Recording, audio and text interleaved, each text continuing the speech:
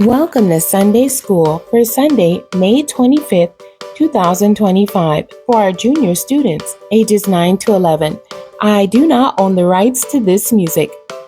Today's Bible basis is coming out of 1 Corinthians chapter 13. The title of today's story, Love Is. Hey, Jimmy declared in a loud voice, pulling his shoulder away. Don't put your hands on me. Mrs. Garcia quickly went to the end of the line to see what the trouble was. Jimmy pointed to the student behind him and said, I told her not to put her hands on me. No one does that. I am sure she meant no harm, Jimmy, Mrs. Garcia responded. Well, she's lucky, because no one gets away with touching me, he declared. I want you to keep that thought in mind as we see the exhibit, Mrs. Garcia said. The exhibit the class came to see that day was about the civil rights struggle. Some of the pictures showed Dr. Martin Luther King Jr. leading a large group through a neighborhood of very angry people. Some of those angry people threw bricks and bottles at the marchers, and many of them, including Dr. King, were injured, but they did not return the violence. See, Jimmy, Mrs. Garcia said after they viewed the exhibit. Dr. King and the others didn't fight, not with their fists anyway. Instead of returning the violence, he taught his people to be strong enough and patient enough to love those angry neighbors even when they were acting wrong. By not using their fists, they did not show weakness, but rather a great deal of strength and love. What do you think? Does it require more strength to respond with love or with fists? In a similar circumstance, how strong would you be? Earlier in this letter to the Corinthians, the Apostle Paul talked about several spiritual gifts that had been given to the church by the Holy Spirit. He now stated that no matter how important or impressive those gifts appeared to be, if the people did not also have one other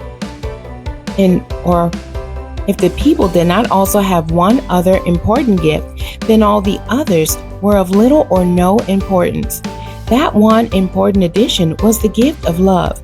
When Paul said love, he used the Greek word agape, which refers to a divine unconditional love. Another word for this kind of love is charity.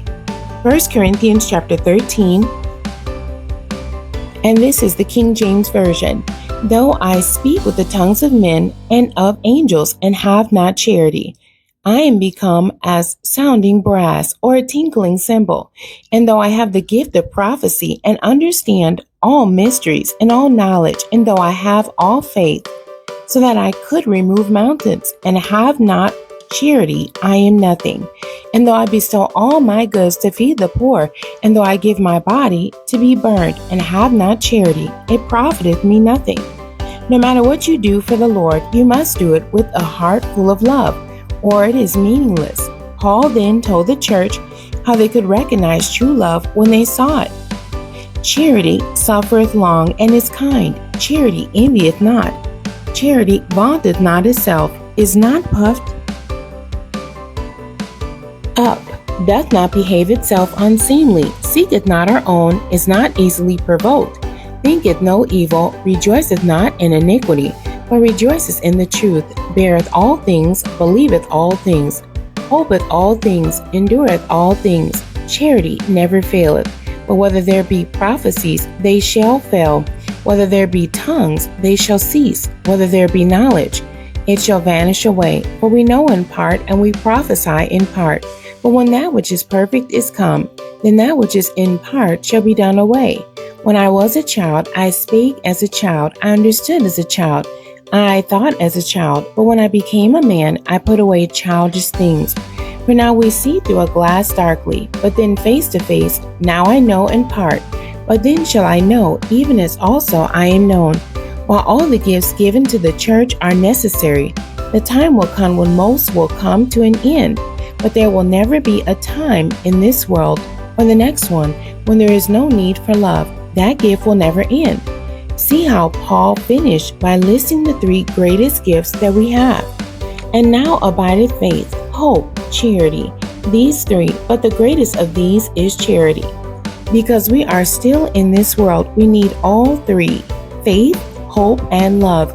But one day when we are finally with the Lord, our faith and hopes would have been fulfilled, but our love will just be beginning. The memory verse for today's lesson is 1 Corinthians chapter 13, verse 13. And now abideth faith, hope, charity, these three, but the greatest of these is charity. On a sheet of paper. This next assignment requires a sheet of paper, a pen, or a pencil. Mark chapter 10, verses 13 through 16 tells the story of people bringing children to Jesus. But the disciples were not happy about it. See if you can answer these questions, but in each sentence, you must use the word love. Number 1. Why did the people want to bring the children to see Jesus? Number 2, why did the disciples want to keep Jesus from the children? Number 3, why did Jesus allow the children to come to him and be blessed? Number 4, what feeling do you think Jesus has for each child in this junior class?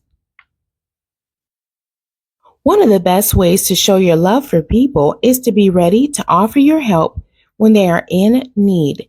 This week, see how many times you can show your love at home, at church, and in your neighborhood. Ask the Lord to help you find people who need to be shown some of his love through you. The end. God bless you and thank you for joining me today.